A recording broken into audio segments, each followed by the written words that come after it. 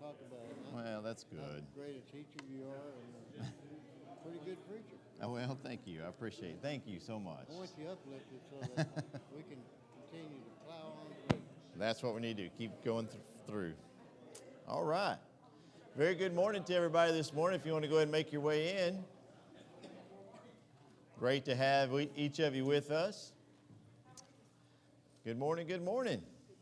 We are studying the life of Christ, as most of you know. I don't see any visitors that I can see off the top immediately, so you're very familiar with what we're doing. So we are in Luke chapter 14. Looks like we're good up there too. Luke chapter 14, continuing our study of the life of Christ. We're going to be studying this morning about some of the things, just to touch on a couple of things that Brother Joe Wilson's been teaching in his Wednesday night class, and that is about the miracles, but I'm not going to go into the detail that he does in regards to what's involved in the medical side of the miracle, but we are going to look at one of those miracles this morning. We're going to be event number 156 according to this chronological study, which is Jesus healing a man of dropsy, and that's going to take us into several other things in Luke chapter 14. Continuing this ministry where he is in Perea, Judean area. I'll go ahead and advance so you can see where that is. Yeah, this microphone, we ordered new microphones, so I don't know how well this is going to work. If it starts acting up on us, we'll turn it off. But, all right. It's what? It is defective. That's exactly right. It's defective. Okay.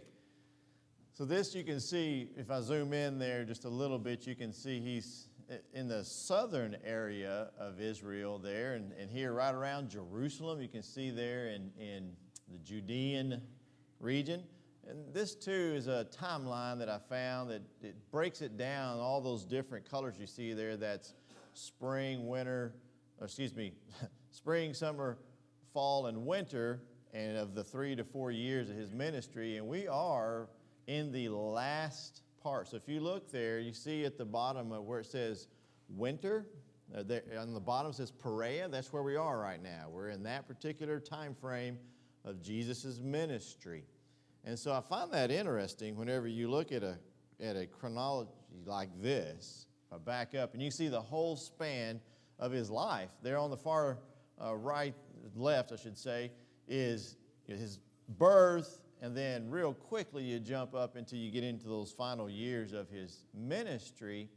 And we have been studying and studying and studying, and we are now down to the last two blocks there. As you can see here, we're right here in the winter, and he's in Perea. And then we go into the spring, and we get into now the Passion Week, and we're only in Luke chapter 14. What does that tell you? Where the emphasis is. As far as all of these accounts, we're only in the middle of them. So the second half of all the books, all the gospel accounts, talks more about those last few months and weeks and that last week than the whole rest of the book. And quite frankly, that's the more important part. If you really get right down to it, we need to know all about Jesus that we can, but especially his death, burial, and resurrection. And so, as I mentioned, we are going to be in Luke chapter 14. Let's read that, and then we'll break down the various elements of this passage. We're going to read Luke 14. We'll start out with just verses 1 through 6. Now it happened as he went into the house of one of the rulers of the Pharisees to eat bread on the Sabbath, that they watched him closely. And behold, there was a certain man before him who had dropsy. And Jesus, answering, spoke to the lawyers and Pharisees, saying, Is it lawful to heal on the Sabbath? But they kept silent, and he took him and healed him and let him go. Then he answered them, saying, Which of you, having a donkey or an ox that has fallen into a pit, will not immediately pull him out on the Sabbath day? And they could not answer him regarding these things. All right, so this sounds like a familiar scene, doesn't it? It seems like we've been here before. Well, we have. We've been here a few times. And so this is indeed the last of the 3 times that Jesus ate with Pharisees. Have you ever been to a family dinner or, maybe a Thanksgiving or Christmas dinner or something like that, and it explodes into a big old argument or some big scenario, or somebody makes a scene and everything just goes wrong? Or maybe it wasn't your family, because that wouldn't happen in y'all's family, I know. But maybe you've been at somebody else's house and their family blew up and it exploded. Have you ever seen a situation like that? Seems like that's what happens every time people invite Jesus over to dinner. And so you can imagine what's happening here.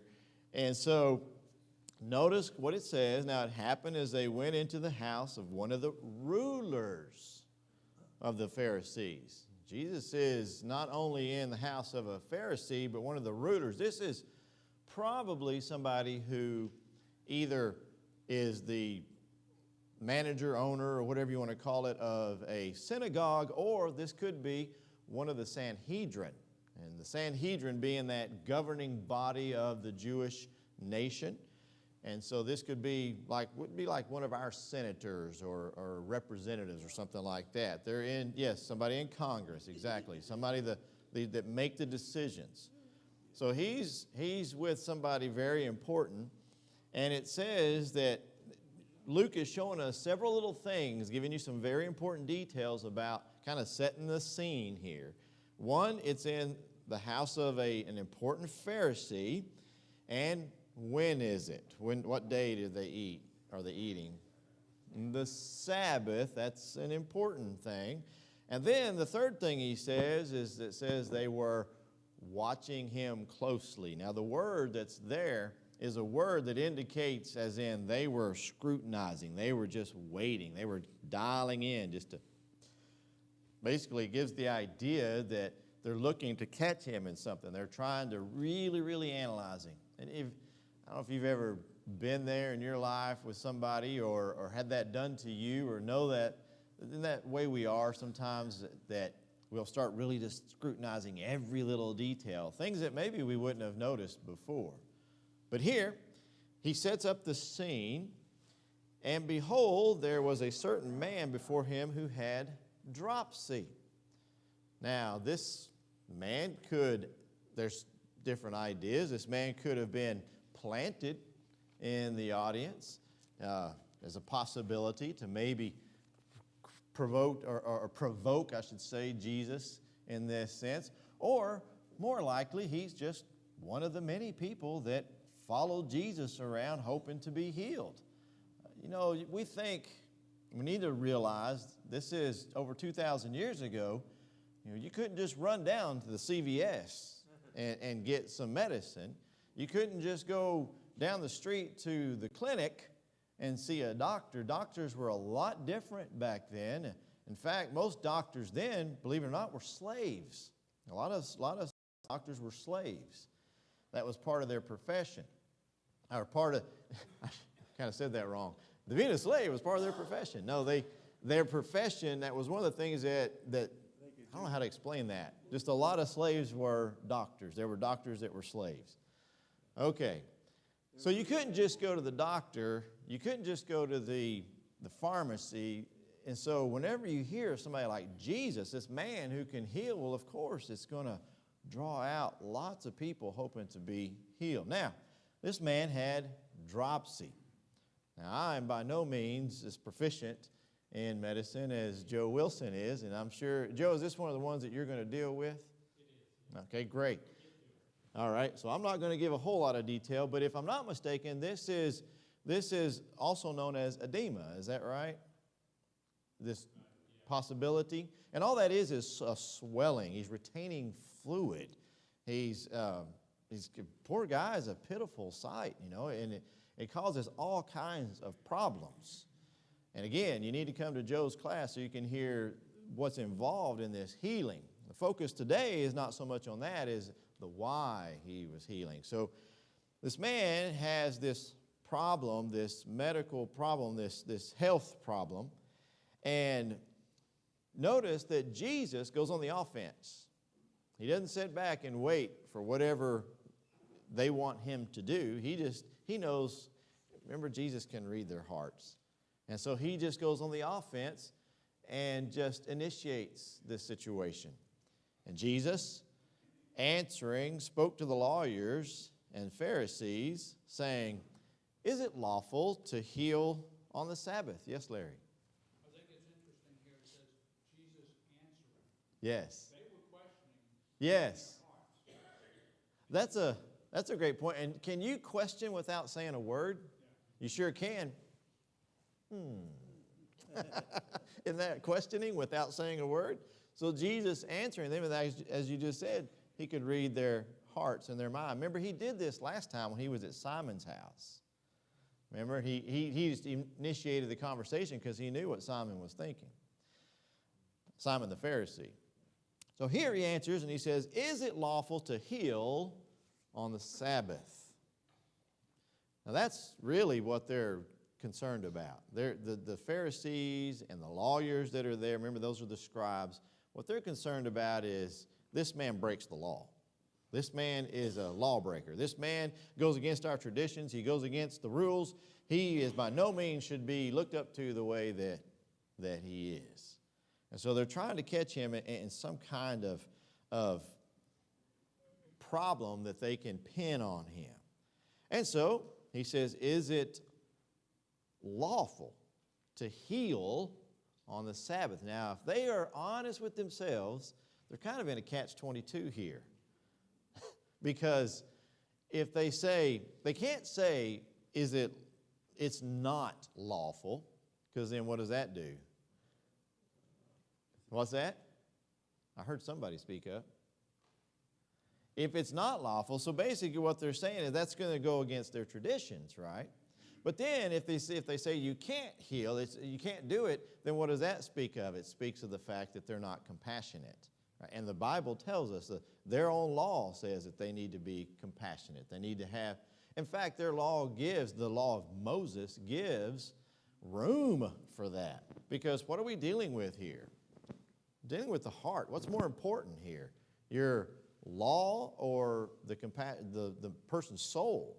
All right, so that's kind of where he kind of puts them right in a catch-22, kind of like he did whenever he said, "Is the baptism of John from heaven or of men?" And they went and huddled up and talked together. What are we going to say? Well, we can't say this, we can't say that. If we say this, he'll say this. If we say that, he'll say that. We don't know, was the answer. Well, that's kind of where they're at. Notice that what it says in verse 4. But what happened? They kept silent. They're thinking, we've been here before. Just don't say a word, guys. Don't say a word. Everybody just keep your mouth shut. Can you imagine? So they didn't say anything. And look what Jesus does. This is the same thing that we've talked about before whenever he healed the man that was dropped down through the ceiling. He says, "So that you will know that I have the power to forgive sins." Which is easier, to forgive sins or to heal? But so that you may know I have the power, he heals the man. So he's showing his power. And you think about it. Could you imagine just right before your eyes? This is the part that I really am fascinated by, is you see an image like this. Now, that image shows this more intimate type dinner. I want you to imagine that same scene with a few hundred people, or at least 100 people in the area, okay? So there's probably about 15 to 20 people sitting around the table. There's another bunch of people standing and sitting around that. And then there's people peering in from outside. There's a ton of people here. And here's this man who is in great pain because of this disease that he has. And Jesus just very calmly sitting there like he is right there saying, "So is it lawful to heal on the Sabbath?" It's kind of like he's poking the bear, right? They don't say a word. And so he just turns around and heals the man. Doesn't say anything as far as, it says he took him and healed him. Now, does that mean that he lifted him up, that he just touched him? What did he do? Whatever he did it right before their eyes. Now, again, you need to come to Joe's class to hear all the things that happen in that, because that's incredibly fascinating. But it doesn't take a rocket scientist to go, that man was in a bad condition, walked in here in a bad condition, and now he is normal, and it happened right before my eyes. Y'all, that's power. That is such power. And yet, they wanted to kill him. They were not happy about it. And he knows that, and he's not playing their games anymore, and so he heals the fellow right before their face. And the Pharisees know that he has the right to do that. See, the problem is the Pharisees would only do what's necessary to save one's life. And that's why he goes into this thing. He answers and says, which of you, having a donkey or an ox, has fallen into a pit? Now, what does that matter? That's property, right? Valuable property. And you don't want to just, well, it's the Sabbath. My donkey is what do I do? You're going to help the donkey or the ox. It's a valuable property, right? And he says, but will not immediately pull him out on the Sabbath day. So they know that you're supposed to do that. The only problem is they're only going to do just enough. They're only going to go just what's necessary to save a life and not go beyond that. Yes? In verse 5 says, which of you have an ESV says son or an ox? Do they refer to donkeys as a son? No, which version are you reading there? The ESV? Okay. Well, it just depends. There are different manuscripts. You may say it a little bit different. When this one says, which of you having a donkey or an ox? Some of the manuscript may use the word teknon, which is the word for son. And so it just depends on how the translators decided to translate it or which manuscript they had. So either way, whether it's a son or it's a living being, right? It's a living being. You're not just going to leave that living being in your own family or your own property in this pit. You're going to take care of them. Yes, sir. You know, there's a primal lesson that needs to be learned. He really is teaching maybe the prime lesson of life. I can't think, I don't have my paper Bible, I think I have written there, mercy. Amen. Trump card. Mercy is always the trump card. It came to me years ago when a man asked, I remember a class, he said, you know, it was an accident on the way to church and I was going to stop and I decided I needed to go get to the building and I figured somebody else would. That's outlandish. Mercy is always a trump card because that's the character of God. And that's what he's really saying. Look, all your rules, they're all good. Deity intends you to obey rules as a covenant people. But mercy is the trump card. Always do what is merciful. Okay? Mm-hmm. So, I mean, that's my take on it anyway. Well, I think you're right on the money. Exactly. Moses said in the laws, when you read those chapters, there's always this element of mercy shows up. Yes. But mercy's beyond that. I'll just tell you, for all my brothers and sisters in Christ, mercy is the trump card. If you're in doubt about mercy is the trump card of God. Do what's merciful. And that's exactly what, you're right on the money there. Absolutely. And I think that's exactly what Jesus is trying to get them to understand. What's more important, your traditions or mercy? You know, and boy, who needs mercy more than anybody? They need that mercy. You know, that's what they're not understanding, and that's what they're not getting, is that they need mercy. So that's exactly right, Jack. I completely agree with you there. And once again, notice what their response was, verse 6. And they could not answer him. They remained silent when he proposed the question. And then when he healed the man right in front of their eyes, and then asked them, now which one of you would not do the same? Which one of you wouldn't do the same? Let's just back up. Imagine the man with dropsy was your son, and you had the power to heal on the Sabbath, and you had just the Sabbath. You're going to tell me that you're going to stick to your traditions and everything else instead of having mercy on this poor soul? So, yeah, that's exactly the point. But they could not answer him, which shows Jesus was right, and Jesus knew the answer. All right, great comments. Let's keep going. So then he goes on to scold them using a parable. Isn't it interesting how Jesus can do that? He uses a parable, and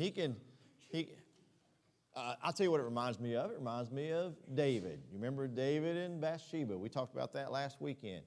And remember what Nathan did. He came in and he told this parable, if you will, about this man who had a guest come in, and he went and took his neighbor's sheep and stuff to prepare the meal instead of using his own, and put his neighbor in a bad spot. And boy, David got upset, didn't he? And then he says, "You're that man." Well, that's exactly what Jesus is doing right here. He's using a parable, and he's going to tell it, and at the end, he could look at all the Pharisees and go, "And you're the man. You're these people." Listen to what he says, verses 7 through 11. "And so he told a parable to those who were invited. When he they chose the best places, saying to them," that's important right there. Notice he's at this table, just like you see in the picture, and he notices that they picked the best places. And he says to them, "When you are invited by anyone to a wedding feast, do not sit down in the best place, lest one more honorable than you be invited by him. And he who invited you and him who come and say to you, 'Give place to this man,' and you begin with shame to take the lowest place. But when you are invited, go and sit down in the lowest place, so that when he who invited you comes, he may say to you, 'Friend, go up higher.' Then you will have glory in the presence of those who sit at the table with you. For whoever exalts himself will be abased, and he who humbles himself will be exalted." Don't miss that. He has pointed that right to the Pharisees. Now, you need to understand the culture and what he's talking about here. This table that they're showing here is close. It's not exactly like that culture. Imagine, though, this horseshoe-shaped table. Okay, just this big horseshoe. It could be a square, but it's a horseshoe shape. And at the top of the horseshoe right here, that's the guest, or excuse me, that's the host's seat right here. The most honorable position is the host, and on each side are the two most honorable positions of the guests. All right, so as you have the host at the top of the table, in the table here, have the host at the top, two most honorable sides, then you just kind of start working your way down, and when you get down to these lower ones down here, the ones furthest away from the host, that is the lowest ranking seat, if you will. All right, so keep that in mind whenever he says, when you're invited, do not sit down in the best place. So imagine, all these people come to this banquet, all this food is prepared, you have this, once again, this U-shaped table, and you walk in and you go, "Oh, there's a seat right here next to the host. I'm just going to go sit down right there."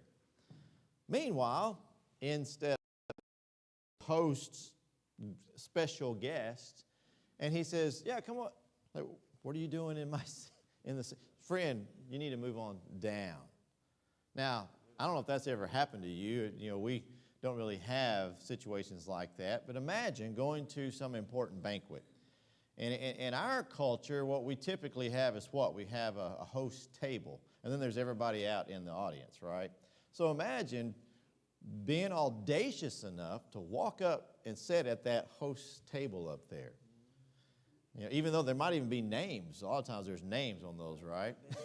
And we go sit up there, and you sit down, and everybody's there in the banquet, and here comes the host, and they walk in, and they go, "Excuse me, sir, you need to move, please, and go sit down." How are you going to feel? Is that pretty shameful? Pretty embarrassing? But let's take the same scenario. This is what Jesus is trying to teach. Let's take the same scenario and imagine you walk in, and this banquet, and there's a host table up there, all right? And you just sit down at one of the back seats back here. Just say, "Hey, you know, here's the seat right here. I'll just sit here." And in comes the host, and he's talking to everybody, and he looks over, and one of the seats where this guest is supposed to be, he's like, "Well, is Mike here? Where's Mike? Mike, come on, you're supposed to be up here." Now, what just happened? In front of everybody, right? What happened? Honor was bestowed upon Mike, right? Mike lets me pick on him sometimes. But you see what's happening? Instead of the other way around. Yeah, you're already at the front table, Joey. Don't worry. You're already invited. All right. So this is what he's trying to get them to understand. And this really comes into play whenever you think about what happened at the Last Supper. When you talk about, John says that he was in Jesus' bosom.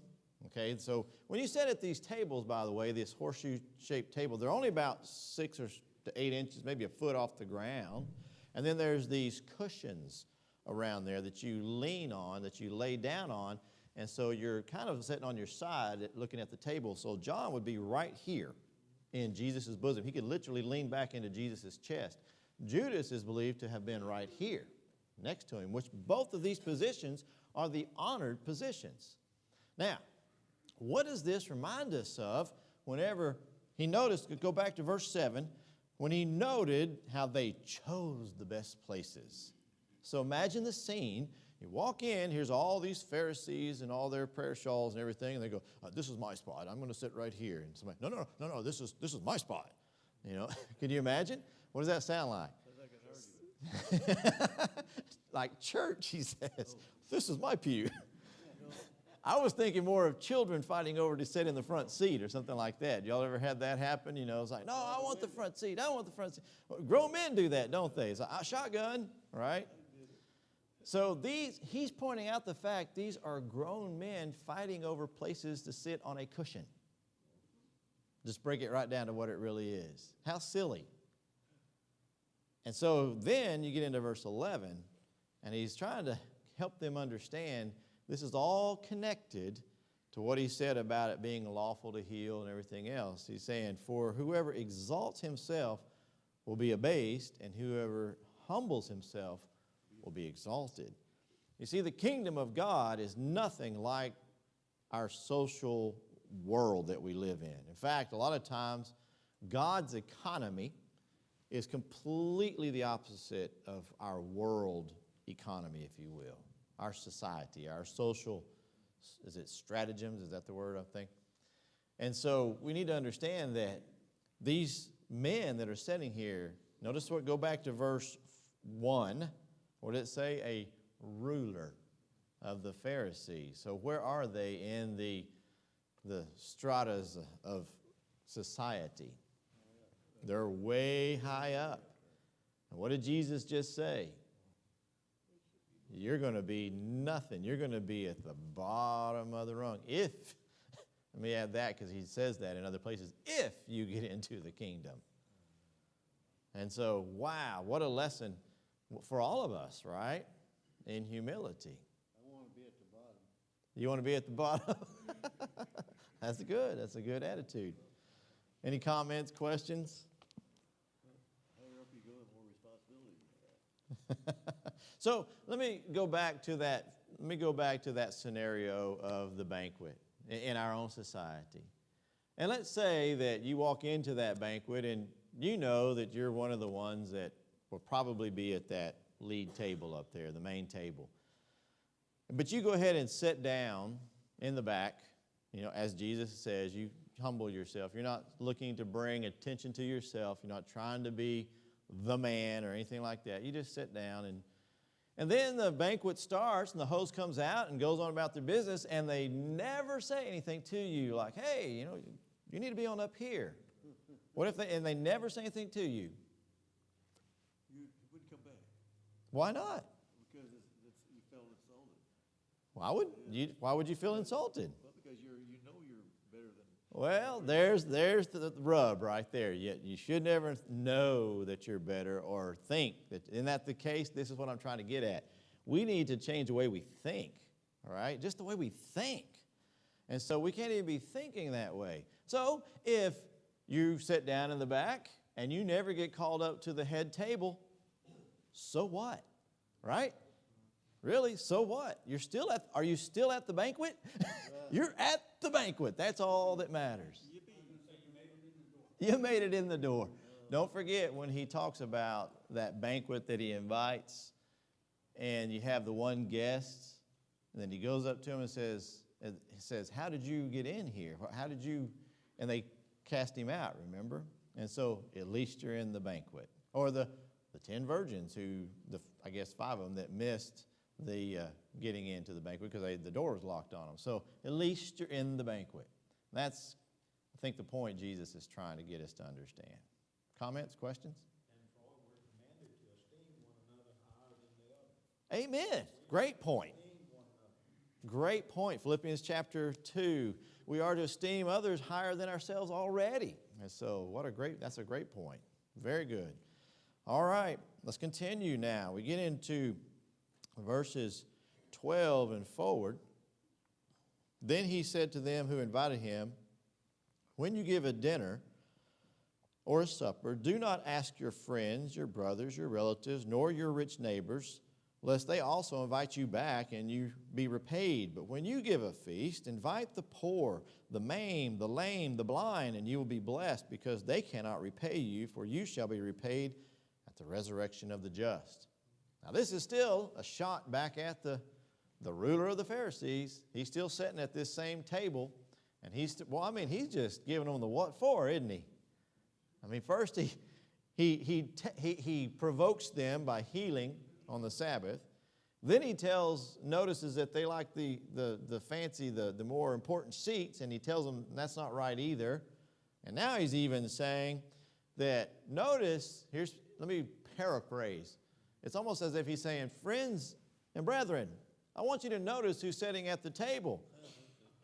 All these higher ups, these fancy guys, the important people. Meanwhile, all the poor and the needy and everything are out there peering in. And so what he's saying here is that exactly what he says, invite the poor, the maimed, the lame, the blind. Because when you invite somebody who doesn't have the means that you do, by any means, and we all have people like that in our lives. When you invite them to come eat with you, is there a possibility that they could do the same for you? They could reciprocate? Well, I'm talking about some people who don't have the means, right? They don't have the means to reciprocate. But that should tell you right there, why are you doing it? And that's exactly the point he's trying to say here. These men, these Pharisees, they're trying to outdo each other. And so this is one of those things that they use. It's like, because hospitality is commanded of the Hebrews. And so they invite people into their homes. That's why these are open like this. But this clamoring over the seats and everything else, he's just inviting the people. Have you ever noticed that politicians do this, right? They call it networking. As they will host a party or something like that in hopes that they'll get invited to the important party or the important dinner, that then they'll get invited to this one. And it's all this kind of playing everything. They're doing it for what reason? For their own selfish benefit. That's the purpose, right? Or that's the note right here, the lesson. Instead, what should we be doing? We should be looking out for the other person, the needy, the poor, the ones who, and if you're not expecting for them to reciprocate, where's your heart? It's in the right spot, right? You're doing this out of the goodness of your heart. I'll tell you somebody who comes to mind. I think most of you probably already have this in mind. It was one of our beloved sisters who's passed on, right? Roberta was really good about that. And so he's not saying you can't invite your friends now. He's not saying that at all. Don't think that, okay, hey, I used to invite you to dinner all the time, but you're no longer allowed. That's not what he's saying. You can still have your friends and your brothers and your relatives and your rich neighbors and things like that. That's fine.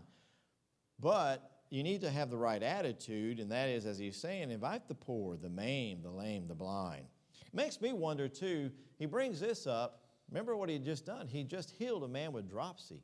Makes me wonder, if he's connecting the two there. Like, if he was planted, he's saying, why didn't you just invite that guy just because, just to invite him, to help him?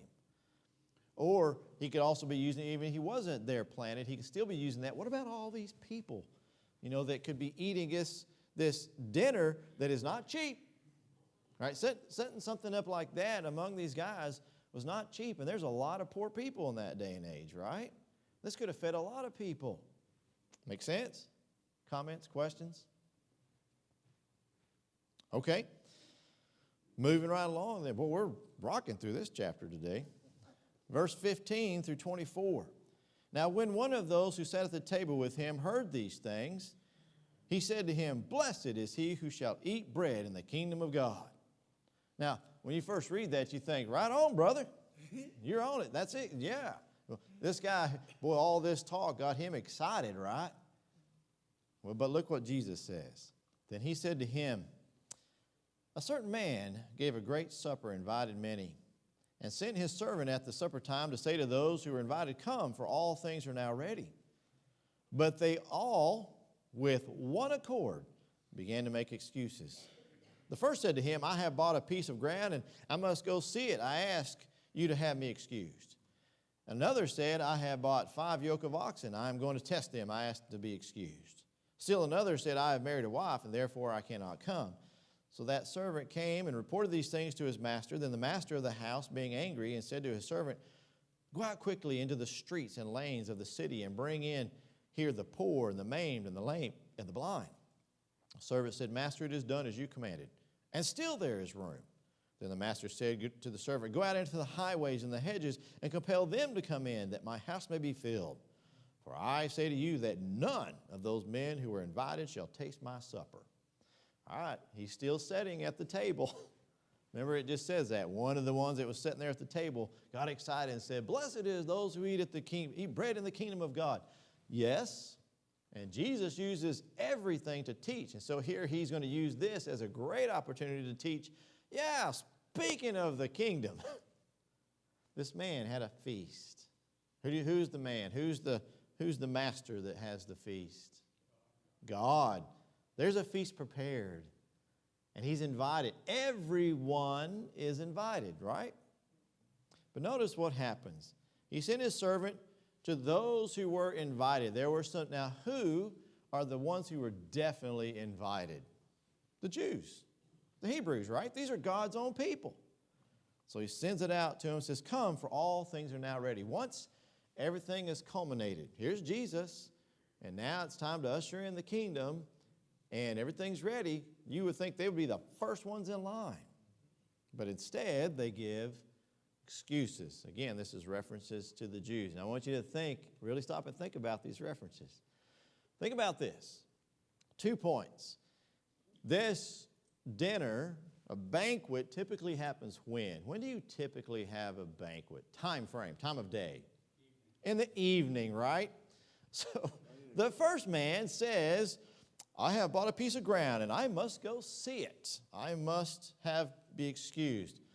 Now, any of y'all who are in real estate and property, what person in their right mind is going to buy a piece of property without having seen it first? Okay.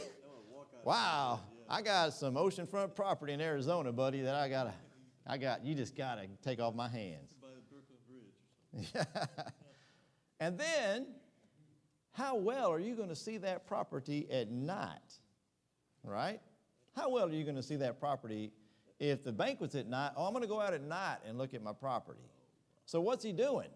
He's just using it as an excuse, right? It's just a cheap excuse, right? All right, then the next one says, I have bought 5 yoke of oxen, and I'm going to go test them.